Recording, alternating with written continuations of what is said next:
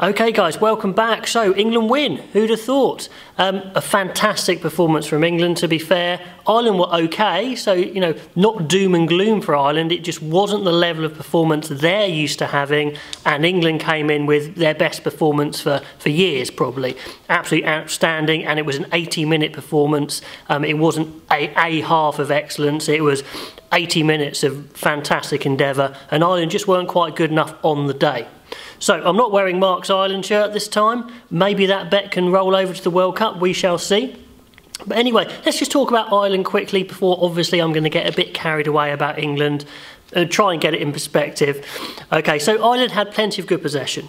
They played some good phases, they scored some tries.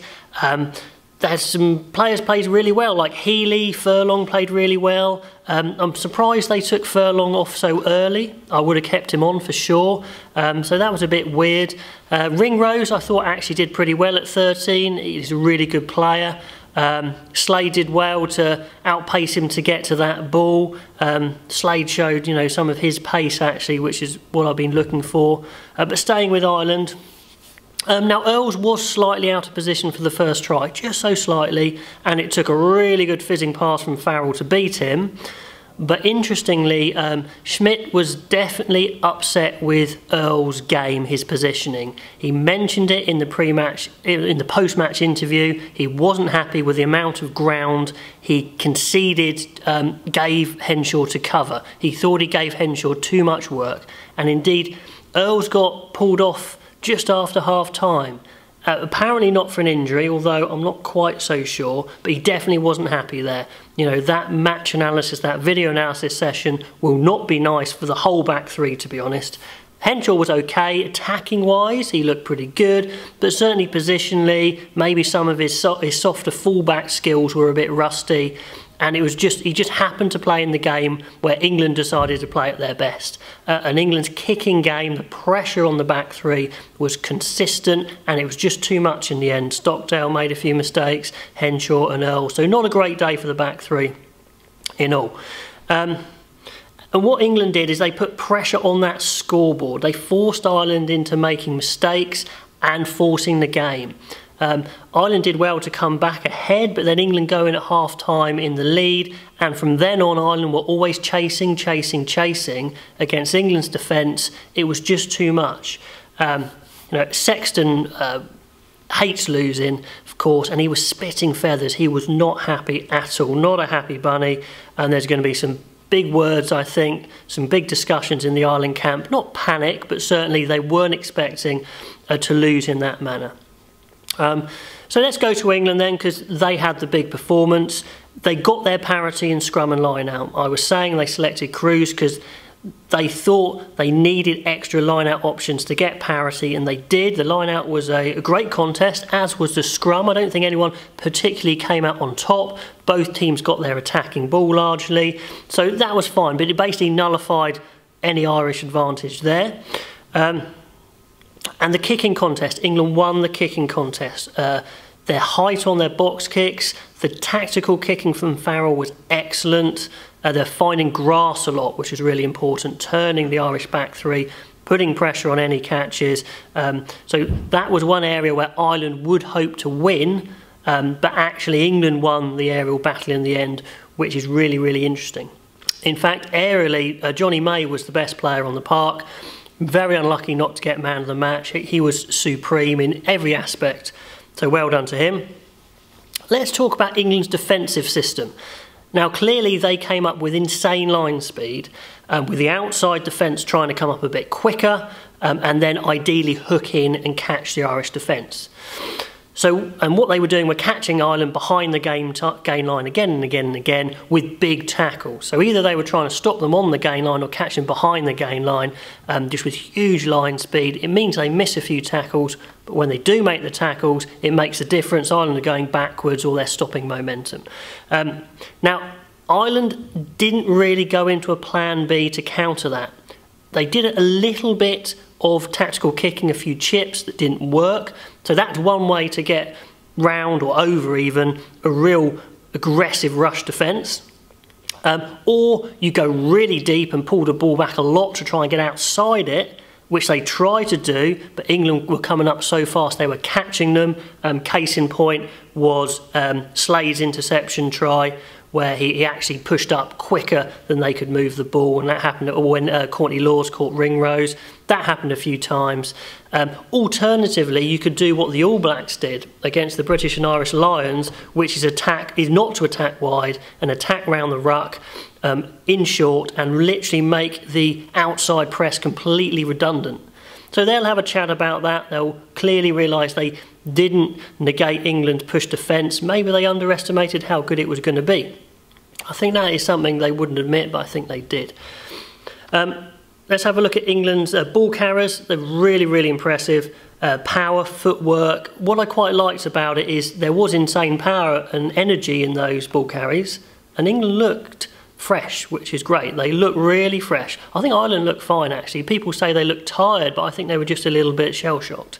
England looked fresh, so whatever Eddie Jones did in these 2 weeks, he's kept them fresh for this match, which is great. But they did do a bit of footwork, some nice tip-ons, and they did layer their runners. What I mean by that is they would have one runner coming on one wave, then a second runner, and they would often choose which runner to take. So there was a bit of subtlety rather than just straight up and down ball carriers, which they did a bit, certainly with Tuilagi, etc. Curry slowed the ball down quite well, along with Wilson and Mako. It wasn't a day for turnovers. Jerome Garces didn't really allow turnovers on the floor. I think this frustrated Ireland a little bit. He was consistent. I thought he refereed well, but definitely it wasn't a day for turnovers.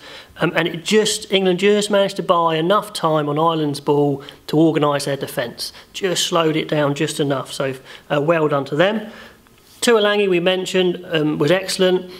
He kept it quite simple, actually. Big tackles, big carries, and it just helped the team play. It just shows what a big difference having a big carrier in midfield has.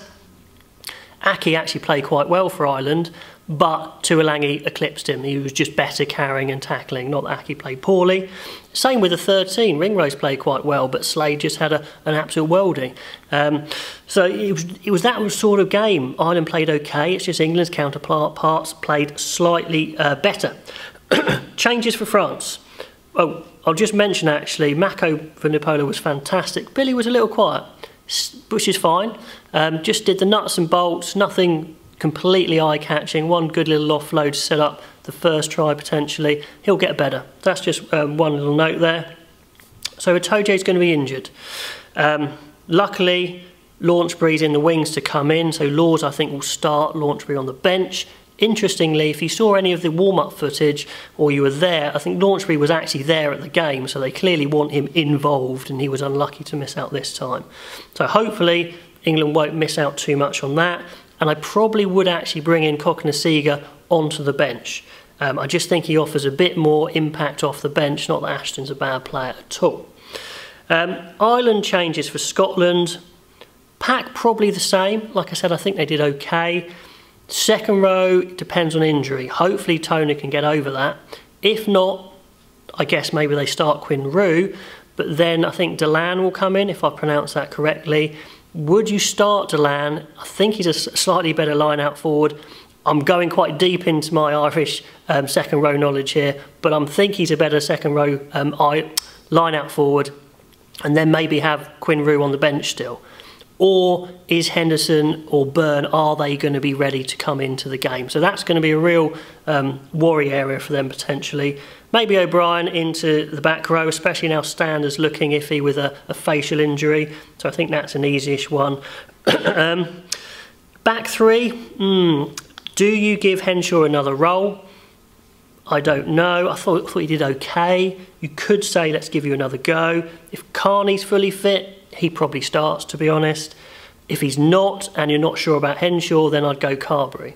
So let me know what you think there at 15. Do you change up one of the wings? Does Earls get dropped because Schmidt didn't like his performance? And do you get Conway in, or maybe Lama in on the wing? So there's a few possible changes, not panic changes, but just a few tweaks to keep them on their toes and say that wasn't quite good enough. Let's see what the others can do. So there's a big response coming from Ireland. So Scotland have got their hands full with that one. They've got England to thank for that one. The only problem they need to think about Ireland is, psychologically, is it going to damage them? I don't think so. It should be fuel, it should be fire for them. And tactically, how do they cope with a defence like that? I think that's probably the big question. So comment below how you think they could have changed or could have coped with it better.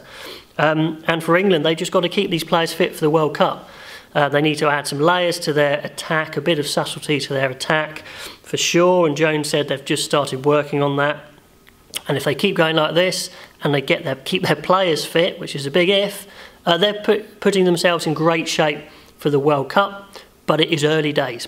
Everyone can still win this Six Nations. Ireland can definitely still win this Six Nations. But what a great game. Game of the weekend. Hope you enjoyed it. Comment below and see you next time.